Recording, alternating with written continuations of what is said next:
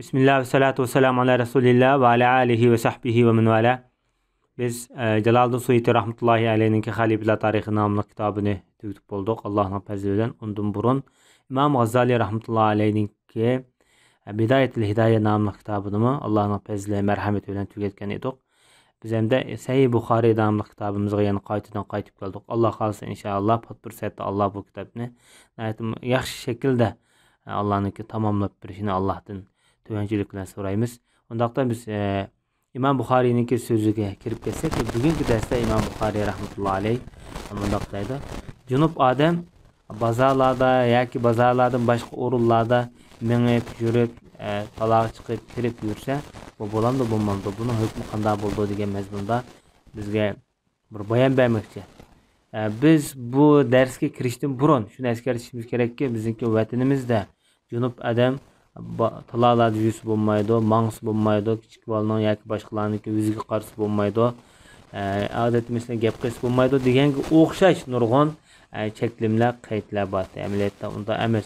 Balkim bu ziminni yoki Xudoni hurmatlash yuzidan yoki odamlarni hurmatlash yuzidan Cünub napak holatda yerga dasmaslik, boshqalarga qaramaslik, imkon qadar pokiz holatda, yani tizlam zikrlarga, ibodatlarga ulanish maqsadida deyilgan so'zlar bo'lishi mumkin.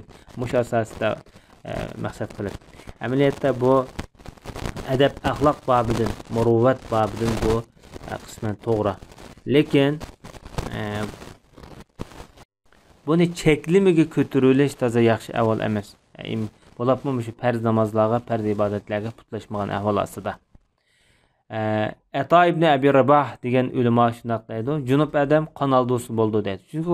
Chunki qon aldugan odam masalan hozirgi satrashxonalarga berib kelganga o'xshash ayni vaqtlarda maxsus qon aldigan do'konlar bo'ldi. Shu yerga berib qon aldirilgan ketdi, doktorxonalarga o'xshash. Shu yerga berish kerak, kelish kerak odatda. Demak, shu odamlarning yuziga qarash kerak. Demak, bo'ludi demakchi bu odam. Tirnoqnasi bo'ldi deydi. 5-chisi bo'ldi deydi. 5-chi uchun cho'qib satrashxonaga bordi, keladi. Bu jarayonda boshqalarning yuziga qaraydi. Demak, tarat olmagan taqdirdami mush ishlarni qilsa bo'ldi deydi. Cünub holatdilar. Demak, salaf ulamolarning nazarida bu avval durust avvallarniki bir hamda. 284-numurlik hadis İmam Buxari rahmetullahi aleyh bizga Abdul A'la ibn Hammad hadis so'zlab bergan edi deydi. Bu zat İmam Buxari'ninki büyük ustazlardan, Besir'ninki nayetli dağınlık katta hadis ravilerinki biri. Hammad ibn Seleme, Malik ibn Enes, Hammad ibn Zeyd, Abu Davud Nesai mesela, Müslim ibn Hacca, Abdülvaris mesela, qatarlıq dağınlık hadis alimlerden hadis rivayet qilgan. Bu kişininki şagirdleri, dağınlık şagirdleri mesela şerh tarafta İmam Buxari rahmetullahi aleyh, İmam Müslim, Abu Davud, Nesai, Abu Hatim, Abu Zura qatarlıq ulamalar bolsa, garib tarafta mesela Baqi ibn Muhallad, Endulus ulama. Bular bu kişinin hadis rivayet qilgan. Hatta bu ulamalar bu kişiga baho bergan vaqtida shenjilik, siqa, mesela Abu Hatim ar-Ravi va onun boshqa bir qism hadis ulamalari bu kişiga shenjilik de baholarni bergan. 237-yili Hijriyaniki mushu paytlarda o'lib ketganligi xotirlangan. Endi bu zat deydi bizga Yazid ibn Zuray hadis so'zlab bergan edi deb shunaqdaydi. Bu kishi Hammadniki ustoz bo'lgan, ismi Yazid ibn Zuray al-Aysh al-Basri, Abu Muaviya nomi bilan mashhur. Bu kishi nihoyatda tajvidlik, hofiz muhaddislarniki biri ayni vaqtida Basrda o'tgan. Demak, bular Basrliklarniki rivoyati bo'layotdi-da bu yerda undaqda. Bu o'z zamonasida Basrda dağınlık 10 muhaddis o'tgan. Shu 10 muhaddisninki biri mushadam. Hijriya 182-yili o'lib ketgan buyuk alloma. Bu kishimi nurg'un hadis ulamolardan hadis rivoyat qilgan Ayyub as-Sikhtiyani degan kishidan nechqatam boshda o'tgan. Bu kishiningki shogirdlaridan masalan Al-Qawariri, Muhammad ibn Musarhad deymiz, Ali ibn Madini deymiz, mushular. Bu kishilarning tarjimali boshda o'tgan. Bu kishi hamda bizga Said hadis so'zlab bergan edi deydi. Bu yerdagi bu Said bu boshidagi o'tgan masalan Saidlar bo'lmasligi mumkin. Yani Said ibn Abi Uruba nomi bilan mashhur bo'lgan Said ibn Mihran degan kishi. Bu kishimi Basrniki daniq muhaddislardan bo'lib, hadis ilmida tunji kitob yozgan kishilar qatorida sanaladigan buyuklardan. Bu kishiniki mesela Hasanul Basri, Sulaymon ibn Amash qatorliq kishilar, mesela Malik ibn Dinar, Qatada ibn Diama qatorliq kishilar bu odamniki ustoz bo'ldi. Bu men zikr qilgan kishilarning hammasi bir-biridan aytib katta o'z davridagi daniq islom dunyosiga mo'tabar muhaddislar. İmam Zahabi rahmetullahi aleyh bu kishiga baho bergan vaqtida Basrning katta ulemosi, hofiz imom, hadis ilmida tunji kitob yozgan kishi deb ta'riflagan bo'lsa, Imom Ahmad ibn Hanbal rahmetullahi aleyh o'zining kitobi yo'qdi, lekin o'ziniki bildigan bilimlarini bunday yod biladi deb bunday ta'riflagan, sifatlagan. O'zi bek chaqchaq xuma bir odam ekanda, bir qatimliq bir shogirdininki deyishcha, bu odam chaqchaq qilib bedishda. Shu davzaqqa muvakkal farishta qaysi maldan deb shundaq chaqchaq qilgan deyilibdi. Allohu a'lam. Bu odamniki Kitobul Manasik nomli bir kitobining borligi ta'riflangan. Bu zot 773-yili o'lib ketgan. Bu milodiy yil soni undaqda. Bu kishi hamda Qatada degan kishidan hadis rivoyat qiladi. Qatada ibn Duame nomi bilan mashhur. Hijriya 61-yili tug'ilib, Hijriya 118-yili, milodiy 736-yili o'lib ketgan. Abul Xattob Qatada ibn Duame Saddusi deymiz. O'zi daniq tabiin, arab tilshunasligida, arablarning tarixida, nasab ilmida daniq ulamo, ham mufassir ham muhaddis. O'zi bir xil mana kasalchan, amo ekanda, amo odam ekan. Biroq o'zing deyishcha, masalan, har qanday bir ustozning muhaddisning so'zi anglagan vaqtimda qayta deb bergin deb baqmagan deydi. Qulqam angladimi, darhol tutib olma deydi. Shunda hofiz ekanda. Hatto Imom Ahmad ibn Hanbal Qatada Basrliklar ichida eng hofiz odam edi. Bir narsa anglasam yodlovlatdi deydi. Bir qatim bir Jabirninki xotirasini o'qib bersam darhol yodlab olgan debdi. Demak, Imom Ahmad ibn Hanballarmi bu odamniki munosabati bor deyishki bo'ldi bu jihatda. Shunlashqa Imom Zahabi rahmetullahi aleyh zamonimizdagi hofiz, mufassir muhaddislarning ulgisi, daniq ilm egalarining biri deydi. Hafizning idrakining xotirasining kuchliligida bir maqol tamsil qilinadigan, misol qilinadigan odam deb ta'riflagan. Bu odamning ustozlari bir-biridan ko'p. Mesela Anas ibn Malik, Abu Tufayl, Said ibn Musayyab, ko'plar asosan sahoba buning ichida. Ba'zilari cho'ng tabiinlar. Shogirdlari mesela Ayyub as-Saxtiyani, Hammam ibn Yahya, Ma'mar ibn Rashid, Imom Avza'i qatorliq, Abu Awan va Zahib ibn Abdullah al-Yashkuri deymiz.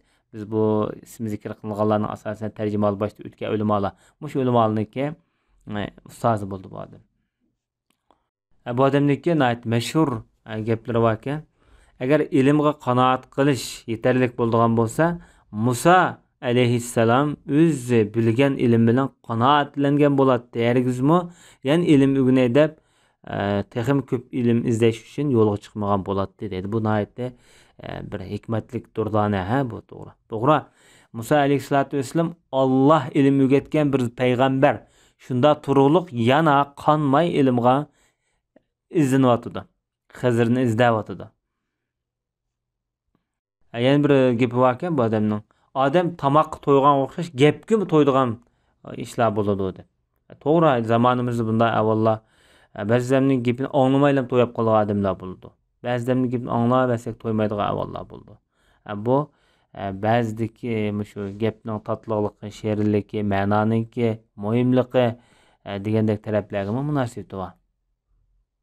Undaqda bu büyük allama o'zi basirlik, shenjilik, tabi'in nomi bilan mashhurda.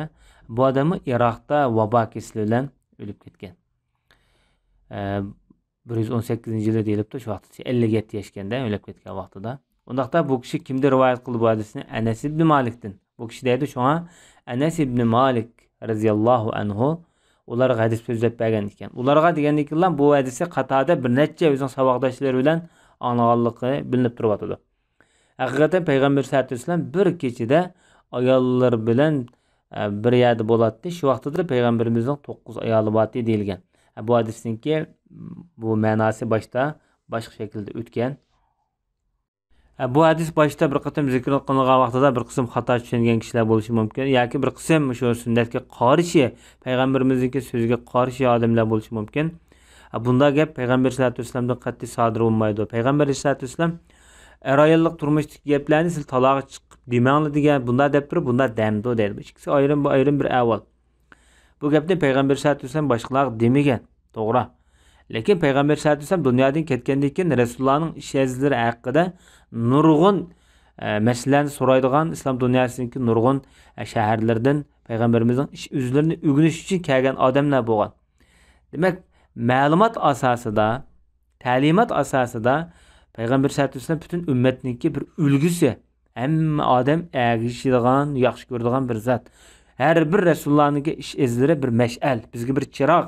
Bunda bo'lganken Resulullah'ның yolu bizge bir nur bo'lganken, şu nurni bo'ylab borgankimiz her bir ishida Resulullah'ның turmuşini bir yerde ya o'rganimiz, ya örnek alımız, ya ki yaxshi ko'rgan adamningki yo'liga biz qiziqimiz, turmushi qiziqimiz albatta.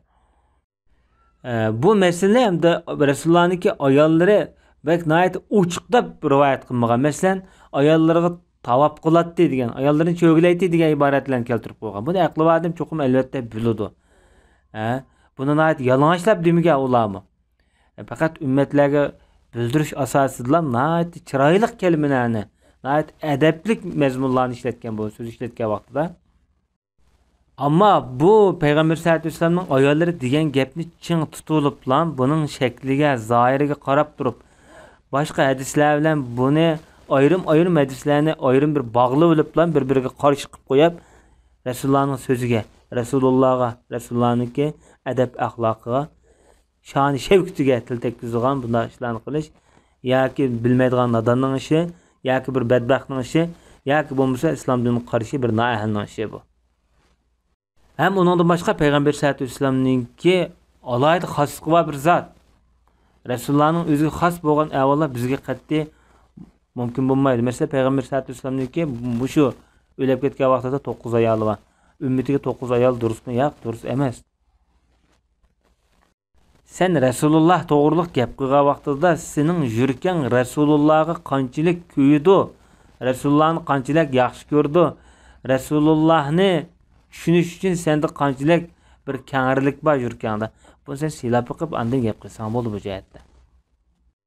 Sen payg'ambarni o'zing bilan teng o'rinda bir shaxs qatorida qarab olib, uning yog'i o'zingga qiyos qilib muomala qilsang, bu jihatda gap qilsang bu mumkin emas. Sen Resulullahni o'zingning maqomidan yuqori kat tushunmay turib Resulullahni hargiz tushunmaysan.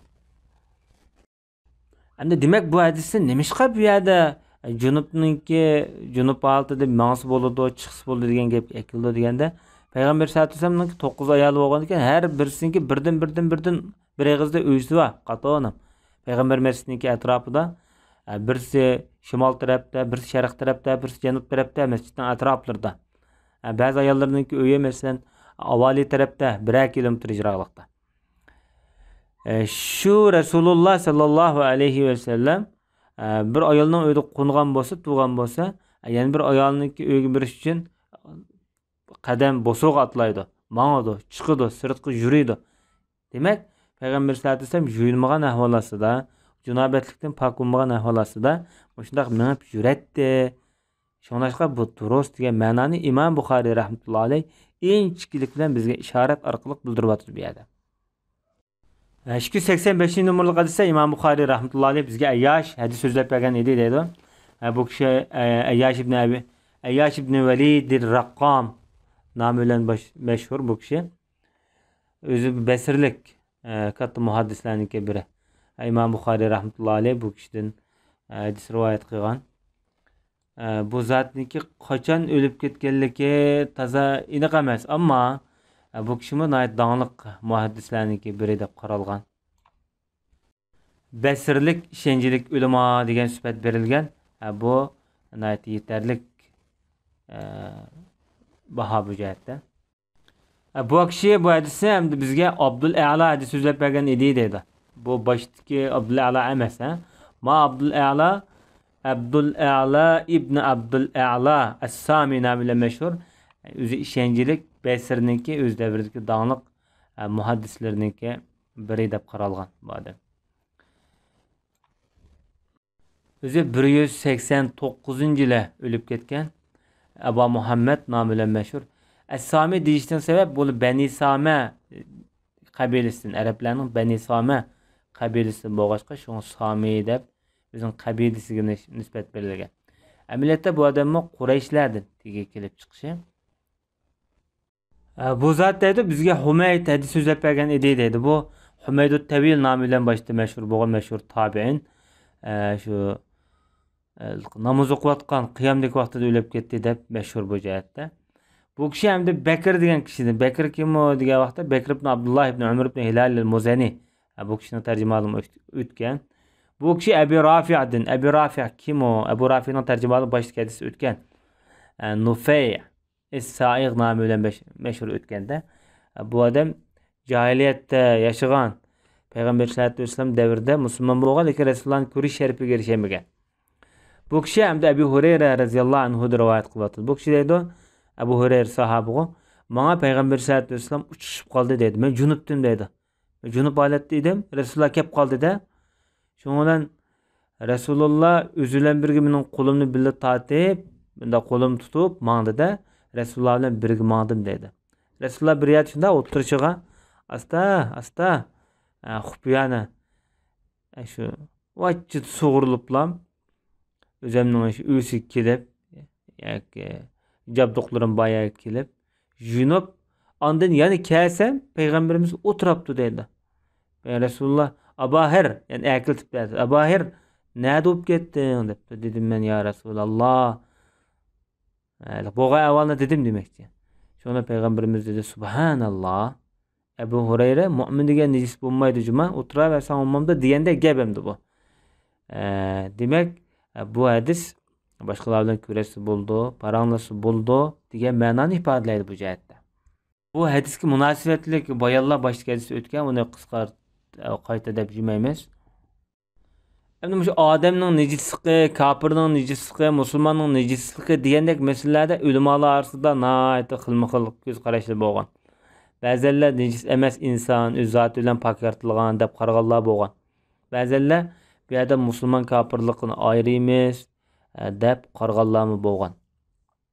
Hatto bir qism ulemalar shu kofirning badani najosat deb qaraganda lekin bu jihatda hamda kofirning kufrligi, shirk aqidasi bu najosat, ammo badin najosat bo'lmaydi. Biroq bu hamda o'zi kofir bo'lgandan keyin musulmonlarga o'xshamaydigan aqida yashaydi. Musulmonlar harom deb qaragan narsani bu o'zi durust deb o'ziniki e'tiqod bo'lmagandan keyin yaverdi, shiltaverdi. Nalarni yurish, nalarni qilish, nimalarni qilish masalasida musulmonlarga o'xshash cheklimga uchramaganlikdan bunun nijosat bilan mashg'ul bo'lish ehtimoli nihoyatda ko'p. Bu jihatdan bu diqqat qilish tegishli bu nuqtada. Shunlashqa Imom Abu Hanifa rahmatullohi alayhi agar bir quduqqa kofir tushib ketgan bo'lsa, bu quduqdan hayot chiqqan bo'lsa, masalan, bu suvni hamma tatib etish kerak deb qaragan. Uyg'ur musulmonlari bu aqidada nihoyatda sog'lom yo'l tutmaganda kofirningki qo'lidan bir narsa ilib yemaydigan, bu masalanchi u ishgan qochini ishlatmaydigan, bir narsa yemaydigan, ichmaydigan bu shaklda alayda o'zini aytdi, cheklimlarni, farzlarni tutib kelgan. Bu nima deganda bu e'tiqod, bu iymonninki ifodasi shu insonda ko'rilayotgan. Hatto kofirlarmi bu masalani yaxshi biladi. Masalan, men kichik vaqtimda bizning bir tog'am bir ya ochganda, ya ochgan yerda o Xitoylama yerda ya ochgan. Yerimini o tarafdan ochganda bir kunsi o Xitoyniki shu yerda bir uysi bor ekan. O Xitoy tamoq etibdi, hamda tamoq yemaydigan odatda Uyg'urlar. Yemagandan keyin o Xitoy o'zi debdi. Uyg'ur sen men aytgan tamoqni sen yemaysa, va tavuzni ye, men tavuzni qo'limda tutmadim, bu pokiz. Sen o'zing pichib ye deb tavuzni birini ichib berganni men bana deb bergan. Mushta dedi bir Xitoy debchi. Demek bu mu bizimki e'tiqodimizni bu jihatda biladi. Balkim buni o'zini tuvan ko'rdigan holatda tushunishim mumkin yoki e'tiqodim mushta deb qarashim mumkin. Eng muhimi bizning e'tiqodimiz shu kafirlarni nejis degan aqida bilan tiklangan bo'lg'achqa nurg'un farqlar bizni osmonasiya bo'lib ketishdan saqlab qolgan. 2014-yilda mundaq bir voqea yuz berdi. Men Qashqarga borgan vaqtimda bir birodarnikida mehmondorchilik qilsam, bana telefon kelib qoldi. Seni bir chaqirib shu nimadan chaqadi debchi. Shu Qashqa anchantiqda demdiq. Shu yerda chaqadi debdi.